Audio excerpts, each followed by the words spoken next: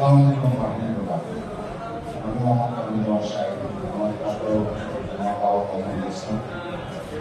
আসলে দলের যে সিদ্ধান্ত অবশ্যই মাথা পেতে নেব। আমরা সবাই একত্রভাবে আমরা ধানের শীষকে জয় করবো এই প্রতিজ্ঞা নিয়ে আজকে আমরা অনেক থেকে সবাই বের হবো।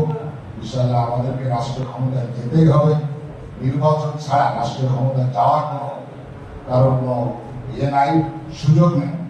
আমাদের জামাত যে অবস্থা আমাদেরকে শুরু করছে গ্রাম অঞ্চলে, আমরা মনে করি আমাদের প্রার্থীটা একটি দ্রুত ঘোষণা করা হোক যাতে আমরা মানুষের কাছে যেতে পারি। আমরা 17টা ইউনিয়নে একটা পৌরসভা 3,82,000 ভোট, একটা দুটা ভোট না, প্রত্যেকটা ইউনিয়নে হয়তো 20,000 উপরে ভোট আছে আমাদের। তো আমাদেরকে মানুষের দ্বারে যেতে হবে। যেতে গেলে আমাদের সময়ও কম। আমরা মনে করি আমাদের একটা দ্রুত ডিসিশন দেওয়া হোক, যে দলের থেকে আসবে তার শেষ প্রতীক নিয়ে অন্তত আমরা একসাথে মানে রাখবো।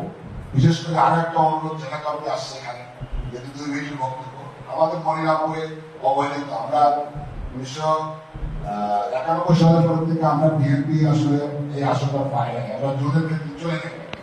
আমরা এবার অনেক নির্যাতিত হয়েছে, এখানে ক্রস ফায়ার হয়েছে, অনেক মামলা হয়েছে, নির্যাতন হয়েছে। আমাদের যারা নেতৃবৃন্দ আছেন সবাই মামলা খাইছে। আমরা আপনাদের কাছে জোর দাবি জানাই, আমাদের দলীয় প্রার্থী আমাদের এই আসন থেকে যারা আমরা তো অন্তত বিএনপি থেকে একজন করে আমরা যখন প্রার্থী পাই, বিনীত বা অনুরোধ থেকে আমি আমার বক্তব্য শেষ করছি। ধন্যবাদ। বাংলাদেশ জিন্দাবাদ, বাংলাদেশ জাতীয়তাবাদী দল জিন্দাবাদ। ধন্যবাদ।